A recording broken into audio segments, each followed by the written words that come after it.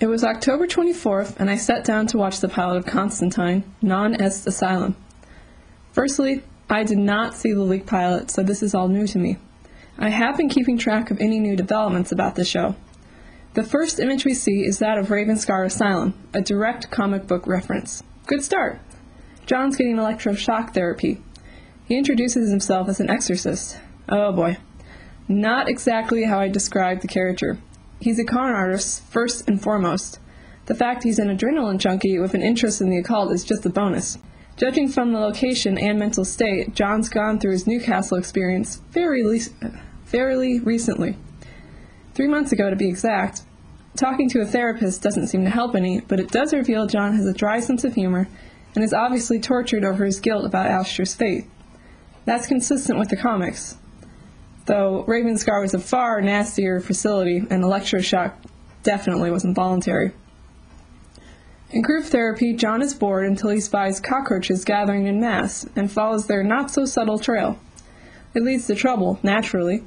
He attempts to talk himself out of helping the mental patient who's making her cockroach and blood masterpiece, but he's shit at it. Using rather direct commands, he forces the spirit out of the woman. She's left a message for John, it appears. Live, die. John leaves the messy room with a line that made me chuckle. She did it. Feeling like a man on a mission and ignoring his own angst, John checks himself out of Ravenscar. I guess he's not as crazy as some of the other patients or a danger to others.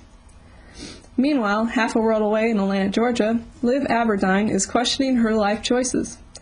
Working in a nondescript office, her coworker attempts to cheer her up by giving her a fortune cookie. Really making an effort, isn't he? Liv's fortune cookie turns out to be blank. Dun dun dun! Things are amiss as she locks the place up with lights flickering and paranoid car sensors. Like every other horror movie victim, Liv does the stupid thing. She gets out of the car to investigate. The Christine moment is short-lived as she ultimately abandons the car, the ground falling to pieces beneath her feet. A large fiery pit forms, spewing fire, and Liv runs. Her escape is cut off by a yellow taxi, which of course has our favorite trench-coated anti-hero inside. John knocks off the niceties, name, proper pepper spray etiquette. Also, Liv's being hunted by something and needs to protect herself. Yada yada yada. With Liv questioning his mastery of the dark arts, John jumps into the smoking pit and quotes one of my favorite and rather well-known lines, "I'm a nasty piece of work, ask anybody." Confronted with an angel of quasi-questionable wings, the pair engage in word battle. "You did this. What are you doing here? Angels are dicks." The usual. Oh, Manny mentions that along with Astra's soul, John has also damned his. Sigh. That's not how damnation works in Hellblazer. You have to voluntarily sell your soul to damn it. Anyway, Manny warns John that things are going to hell on earth and flaps off without going into specifics because, if he did, where would be the mystery? Liv's gotten a ride home from friend and neighbor Talia and looks at her fortune again.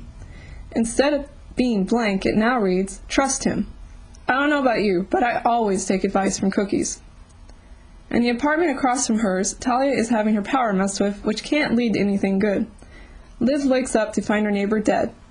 Duh, evil has to eat too, In a genuinely unsettling scene, the ambulance driver, versus partner, transporting Talia's body is having a bad day. Unzipping body bags usually doesn't bode well for anyone. Well spooked now, Liv calls John and meets up with him and is oh so cool he gets his own slow-motion shot, Chaz. Chaz also saved Liv by defacing her apartment door with mystical graffiti. John explains he knew Liv's father, Jasper Winters, and that he's been tasked with protecting Liv. John taunts her with knowledge of her father when a van crashes into a nearby building. Riding on the hood is Talia, possessed just long enough to growl at everyone before expiring. Liv runs to Mommy, full of questions her mother doesn't want to answer. Hint number 3 that Liv isn't normal. Seeing your dead grandma molest your mother probably doesn't help either. Racing off, man, she's good at that, Liv almost runs down John with her car. He's not bothered, though, and starts spelling things out for the simple Liv by showing her another world. Souls wander around doing nothing, the lazy bums. John has fun tormenting Liv by forcing them to commit double suicide by ghost train. So, trains have souls now. Okay. Still a cool visual nonetheless. Liv is, of course, special, and John quickly kidnaps her. Driving to his lair, John catches a nap until Liv tries to press Chaz for details about her father. A careening car crashes into them before she gets anywhere.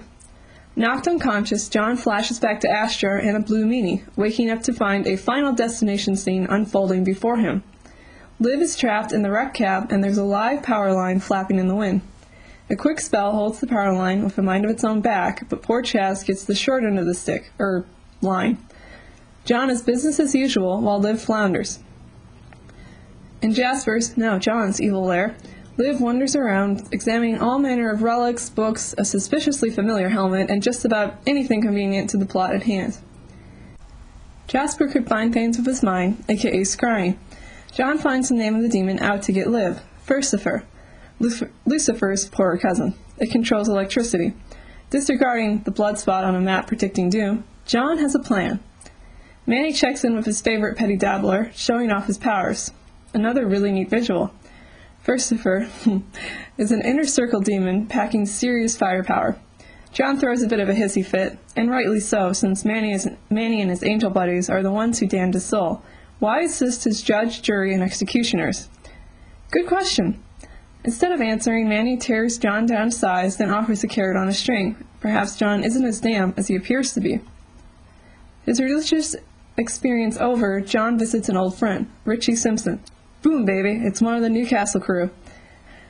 Rich is less than pleased to see John, treating him like a plague. He's on edge, but eager to show off the knowledge he's gleaned from the internet. John requests Rich's help, and when he refuses, flat out blackmails him. Not exactly nice, but it gets the job done. Liv is hanging around the evil lair, seeing glimpses into the past. John returns from breaking into Liv's apartment and fetching groceries. Also, Chaz is alive and carrying some of the food in. What? He did die, yes? Funny how comic Chaz never exhibited that ability.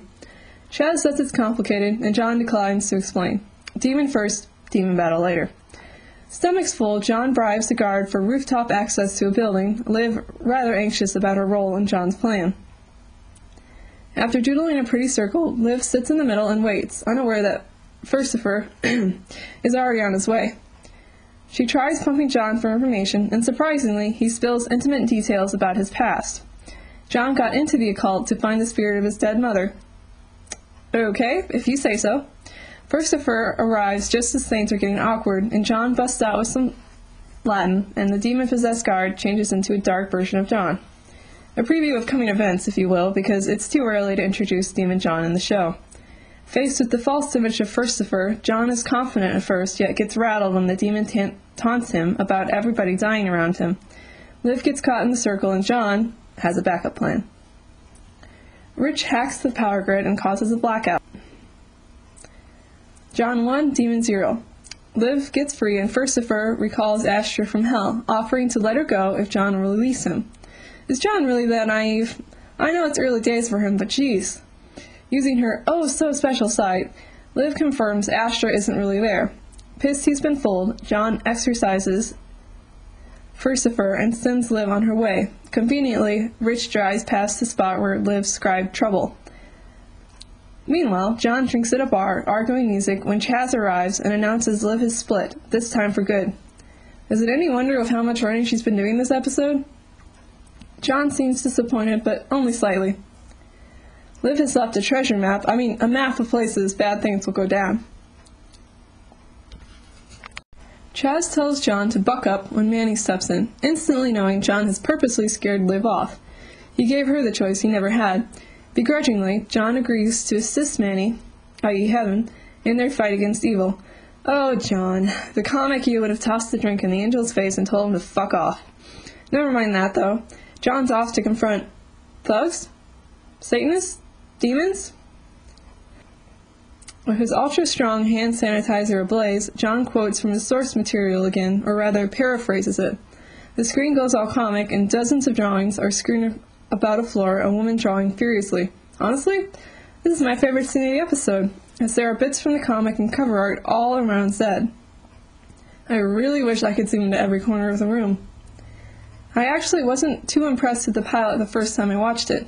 Watching it the second time around was better. It still has its flaws, but I can see the diamond in the rough. Yes, John's name is pronounced wrong.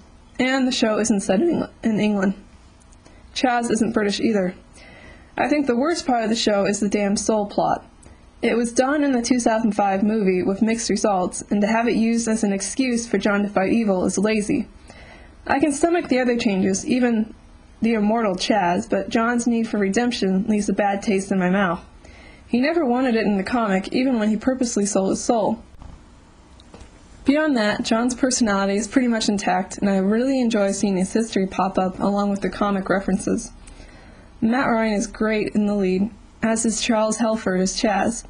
I'm glad Liv was written out of the show. Her character didn't really have much of a purpose. The show doesn't do a bad job of establishing the mood, and the story moves at a fast clip, sometimes too much so. All pilots are usually a bit clunky when it comes to exposition, and this one is no exception. To be fair, I've seen worse though. I know a lot of people are probably going to say Constantine is a Supernatural ripoff, but it's actually the opposite. Supernatural creator Eric Kripke has gone on record saying he got a lot of inspiration from the Hellblazer comic. In all, the pilot does a decent job jump-starting the series, and there's nowhere to go but up. I'm excited to see this show evolve as it continues. I'd rate it 3 out of 5. Probably a little generous, but I'm just happy to see John back in live-action territory.